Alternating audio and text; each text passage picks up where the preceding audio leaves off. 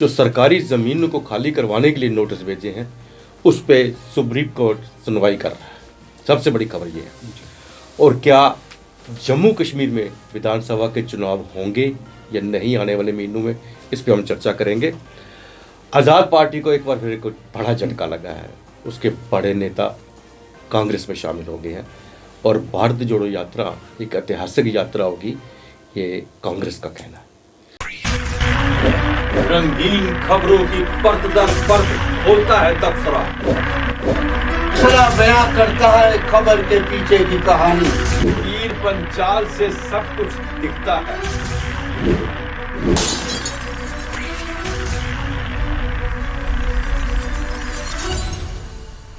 नमस्कार, तबसरा आज दोपहर तक में एक बार फिर आपका स्वागत है और मैं हूं दर्शपाल गुप्ता और मेरे साथ हैं वरिष्ठ पत्रकार सतीश वर्मा जी। सतीश जी, सबसे पहले हम चर्चा करते हैं सरकारी ज़मीन के जो नोटिस आए हुए, जिस पे हमने बहुत बार चर्चा की है, लगातार कर रहे हैं। एक्सपर्ट्स को भी बुलाया है, उनसे भी बात की है। लोग परेशान हैं, कोई रोशनी एक्ट में है, कोई नजूल में है, कोई दूसरे में है।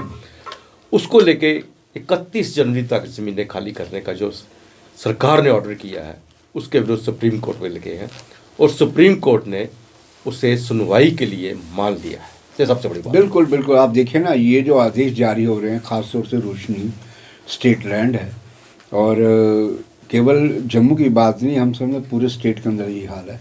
चिनाब वैली का इलाका हो, पीर पंजाल का हो या जम्मू का हो, कठुआ का हो, तमाम जगह लोगों में अजीब सी बेचैनी और बदअमनी छा गई है। कुछ लोगों ने कोशिश हिम्मत की और सुप्रीम कोर्ट तक गए। उनको लगा कि स्टेट गवर्नमेंट की ओर से जो शासन है उसकी ओर से शायद उनको कोई रिलैक्स ना मिले, उनको आशंका है। तो सुप्रीम कोर्ट ने याचिका मंजूर कर ली है। सुनवाई कब होगी अभी बाद में पता चलेगा, लेकिन हम ये जरूर देख रहे हैं कि लगातार लोग, सबसे बड़ी बात है चीफ जस्टिस के कोर्ट में, चीफ जस्टिस को, बिल्कुल। और सबसे बड़ी बात है कि देखें, जो लोग कई दशकों से उस ज़मीनों में बैठे हैं, आप उन नेताओं को पकड़िए ना, उन चीफ मिनिस्टर के खिलाफ कार्रवाई कीजिए। गुलाम नबी आज़ाद, हालांकि इस योजना फारूक अब्दुल्ला के वक्त लाई गई। रोशनी का मतलब ये था कि वो एक बहुत बड़ी पन बिजली परियोजना स्थापित करना चाहते थे, जिससे कि पूरी स्टेट में बिजली सुचारू रूप से मिल सके। वो काम तो हो नहीं पाया। औने पौने लोगों ने ज़मीनों पे कब्जे किए। औने पौने में आज़ाद साहब के टाइम वो लोगों के नाम पंजी रजिस्ट्री हो गई। अब आखिर लोग पूछ रहे हमारा क्या गुनाह है? एक तो दशकों से बैठे हैं, सरकार ने जो पैसे मांगे हम पैसे भी दे दिए, हमारे नाम चढ़ भी गई ज़मीनें। आज आदेश आ रहे हैं जी आप खाली करिए। तो लोगों को मतलब अजीब सी उन पर गाज गिर रही है, उनकी दोधारी की स्थिति बन गई है। तो मैं समझता हूँ इसे लेके हमने पिछले दिनों देखी, हमने 2 एक्सपर्ट भी बुलाए थे, जो वकील हैं, मशहूर वकील हसीम सानी और शेख शकील अहमद। उनसे हमने इस विषय पर विस्तृत बातचीत की थी। सब लोग हैरान हैं कि आखिर ये हुआ तो हुआ क्यों। लोग ये भी कह रहे हैं कि शायद यूटी बनने के बाद उसका उन्हें खामियाजा भुगतना पड़ रहा है।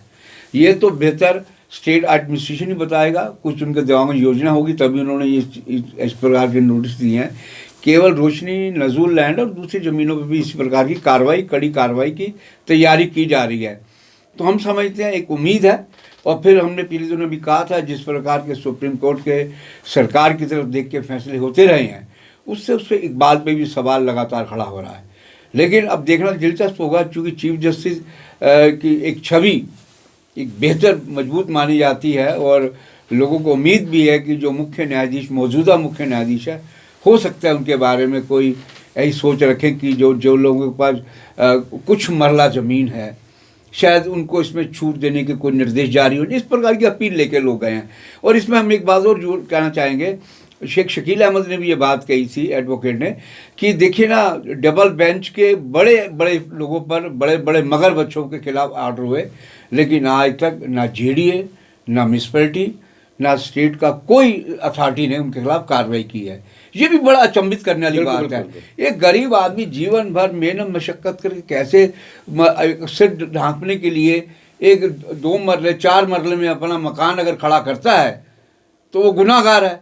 और जो करोड़ों कनाल जमीन हड़प गए, डकार गए, उनके खिलाफ कोई स्ट्रॉन्ग कार्रवाई। सबसे बड़ी बात है, जो जितने भी नोटिस गए हैं सब छोटे वालों को, मजलूम लोग गए हैं, पसमानदा लोग गए हैं। और अब उम्मीद करते हैं कि 31 बिल्कुल पहले सुप्रीम कोर्ट से राहत मिलेगी। और चीफ जस्टिस जो है, चीफ जस्टिस के बारे में जो इनकी अभी तक की छवि है वो एक न्यायप्रिय न्यायाधीश के तौर पे देखी जा रही है, और इसलिए लोग उस उम्मीद के साथ गए हैं। तो हम समझते हैं कि जो छोटे लोग हैं जिनके पास कुछ मरला ज़मीन पे इनको मकान बनाया, देखिए, और सबसे बड़ी बात है जो किसानी कर रहे हैं उनकी ज़मीनों को भी लिया जा रहा है। पिछले दिनों सुंदरबनी में कांग्रेस के जो प्रवक्ता हैं एडवोकेट रविंद्र शर्मा की अगुवाई में बड़ा प्रोटेस्ट हुआ। तो जगह जगह प्रोटेस्ट हो रहे हैं, चाहे चिनाब वैली हो, डोडा हो या पीर पंजाल के इलाके हो, सब जगह पीपी न्यूज़ लाइन से लगातार लोग संपर्क कर रहे हैं कि हमारे पास क्या जुल्म हो रहा है। तो हम समझते हैं कि कोई रास्ता निकलेगा। हो सकता है कि सुप्रीम कोर्ट शासन से ही कोई ऐसी एडवाइस दे कि भैया आप बैठ के कोई ऐसा रास्ता निकालें ताकि आपकी बात भी आ जाए और कहीं गरीबों पे पीला पंजा ना चले। सी जी, बहुत चर्चा हो रही है विधानसभा चुनावों की, जहाँ नेता आते हैं, भाषण करते हैं, बताते हैं कि चुनाव हो रहे हैं, पिछले दिनों आए। लेकिन जो नेशनल एग्जीक्यूटिव कमेटी जो बीजेपी की मीटिंग हो रही है 2 दिन के लिए, जिसमें कल और आज था, वहाँ पे जम्मू कश्मीर के चुनावों के बारे में कोई चर्चा नहीं। 4 राज्यों के चुनावों की चर्चा हुई है, जम्मू कश्मीर के चुनावों के बारे में कोई चर्चा नहीं। तो क्या हम समझे कि जम्मू कश्मीर के चुनाव अभी नहीं होने हैं? देखिए, इसमें हैरानगी हमें ये लगती है कि पिछले दिनों तरुण चुग ने भी इस प्रकार के इशारे किए, और BL संतोष जो ऑल इंडिया बीजेपी के जनरल सेक्रेटरी ऑर्गेनाइजेशन है, उन्होंने भी इस तरह की बातें कही। तो मुझे कतील शिफाई का शेर याद आता है, जब भी जी चाहता है नए चेहरा बना लेते हैं लोग, एक चेहरे पे कई चेहरे लगा लेते हैं लोग। तो मुझे लगता है कतील शिफाई ने कब लिखा होगा, ये उसी का लग रहा है, उसका एक पर्याय बन रही है भाजपा कि आज तक देखिए ना, लोग कितने साल से इंतज़ार में थे जब ये कहा गया कि नेशनल एग्जीक्यूटिव में चर्चा हो सकती है। लोगों के मनोबल इतना ताकतवर हो गए, उनको शायद चलो अब तो चुनाव होंगे, लेकिन जिस प्रकार चर्चा नहीं हुई। लेकिन हम ये भी जरूर कहेंगे कि प्रधानमंत्री नरेंद्र मोदी हो या गृह मंत्री अमित शाह, ये चाणक्य चाल कब चलेंगे इनके बारे में कहना मुश्किल है। हो सकता है कि इसमें चर्चा नहीं हुई। डेली एक्सेलसियर में खबर छपी है डिटेल संजीव प्रकाश की, लेकिन ये 2 हस्तियाँ ऐसे सियासत के मैदान में हिंदुस्तान में, ये कब कौन सा फैसला ले लें, अचंभित कर दें। और ऐसा भी हो सकता है कि चुनाव अचानक घोषित हो, ऐसा भी हो सकता है। लेकिन ये है कि फिलहाल लोगों में ज़रूर इस प्रकार की जानकारी जब लोगों तक जाएगी, लोगों में मायूसी तो पैदा होना स्वाभाविक है। श्री जी, गुलाम नबी आज़ाद की पार्टी को हर दिन एक हम खबर चला रहे हैं कि नया झटका लग रहा है। आज भी एक नया झटका लगा है। जो एक्स MLC है निजामुद्दीन खटाना उनका बेटा और उनके साथ बहुत से बड़े जो नेता हैं, उन सब ने वहाँ से छोड़ के वापस कांग्रेस में आ गए हैं। वही कह रहे हैं जैसे कि उनको छुट्टी दी हुई थी तो छुट्टी पे गए होते, छुट्टियां काट के फिर वापस आ गए। नहीं, बिल्कुल। देखिए गुलाम नबी आज़ाद के बारे में और देखो ये तो चलो यहाँ लोकल लीडरशिप है, हम एक जरूर इसमें जिक्र करेंगे आज़ाद साहब के साथ जो बहुत ज़्यादा वोकल थे कपिल सिब्बल जी, सुप्रीम कोर्ट के नामचीन, उनका वो तो बड़े इनकी तरह बड़े अटैक कर रहे थे। पिछले दिनों 2 दिन पहले उनका बयान आया जब देश के मीडिया ने नई दिल्ली में पूछा, ANI ने खास तौर से, जिस पर कथित तौर पे कहा जाता है कि सरकार की न्यूज़ एजेंसी है, उससे सवाल वो कर रहे थे। उन्होंने कहा नहीं, राहुल गांधी की जो रैली भारत जोड़ो यात्रा है, ये अपने आप में अद्वितीय है और ये उन चीज़ों को लोगों के सामने ला रही है, महंगाई, बेरोजगारी, जो वैमनस्य पैदा किया जाता है 2 कम्युनिटी 2 समुदाय के भीतर, और वो जम के तारीफ कर रहे थे कपिल सिब्बल। मैं समझता हूँ और जो सियासी पंडित समझ रहे हैं कि कपिल सिब्बल का जो बयान है वो पूरी तरह तैर रहा होगा हर जगह पॉलिटिकल सर्कल में। और आज़ाद साहब जब सुन रहे होंगे तो उनके दिल की धड़कनें, मुझे लग रहा है कहीं उनका BP फ्लक्चुएट करना शुरू हो गया होगा कि जो लोग मेरे साथ जीते इसमें, वो सब एक एक करके बिछड़ गए सारे बारी बारी। वही साहब है कपिल सिब्बल का सबसे लास्ट का बयान आया। उससे पहले आनंद शर्मा हो, मनीष तिवारी हो, राज बब्बर, भूपेंद्र सिंह हुड्डा जो चीफ मिनिस्टर थे कई टाइम, वो भी बगावत कर रहे थे। वो तो बिल्कुल हम कदम थे बिल्कुल हरियाणा में पूरे अपने यात्रा के दौरान। हम समझते हैं गुलाम नबी आज़ाद के लिए आज कोई हमसे सिटी में कोई बात कर रहा था, ऐसे ही थोड़ा हल्के मूड में कि आज़ाद साहब को चाहिए बीजेपी ज्वाइन कर लें आँख बंद करके, उनके लिए बेहतर एक बात सुगम वही है। चूँकि इन पर इतने आरोप चस्पा हो चुके हैं कि बी टीम है, ये RSS के आदमी, बीजेपी के आदमी है। देखिए कांग्रेस उनको लेगी नहीं, ये तो क्लियर हो गया। बार बार कांग्रेस आला कमान कहा कि जिस पर उन्होंने व्यक्तिगत हमले किए। अब तो समय आ गया, अकेला कप्तान रहेगा, टीम तो चलेगी, टीम सारी चलेगी। यस, आपने बिल्कुल ठीक कहा कि टीम सारी चल गई, ये कप्तान अकेले मैदान में है, और एक दो रह गए इनके जो सबॉर्डिनेट जो चिनाब वैली से है, कटरा का जो जुगल किशोर शर्मा है, उनके साथ कहा जाता है कि कारोबारी रिश्ते हैं, उनकी मजबूरी है जुड़े रहना। लेकिन ये है कि ये जो निज़ामुद्दीन खटाना जिस प्रकार आए हैं और उनके साथ आज बड़ी फौज आई जो कांग्रेस ज्वाइन की, जो प्रेस कॉन्फ्रेंस उनका नाम भी खोले गए, मैं समझता हूँ आज़ाद के लिए लगता है कि 2023 जो है वो सियासी तौर पर एक दुख भरी गाथा लिखेगा, जिसको शायद वो पढ़ पढ़ के बार बार मायूस होंगे। भारतीय जोड़ो यात्रा को लेकर आज कांग्रेस ने एक प्रेस कॉन्फ्रेंस की है जी। तो रजनी पाटिल जो है उन्होंने कहा है कि ये एक आज तक जो जम्मू कश्मीर में ऐसी यात्रा ना कभी हुई होगी ना इसके बाद होगी।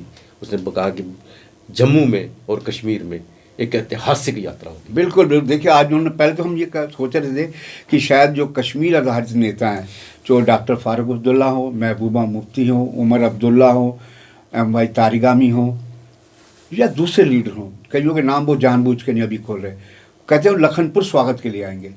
और इस बीच जिस प्रकार की जानकारी लगातार मिल रही हैं, चौधरी लाल सिंह जो कठुआ से हैं, डिस्ट्रिक्ट मूलत है, उनके बारे में इस प्रकार की लगातार खबरें उड़ रही हैं कि वो 1 लाख लोगों को जुटाने की कोशिश में दिन रात एक किए हुए हैं।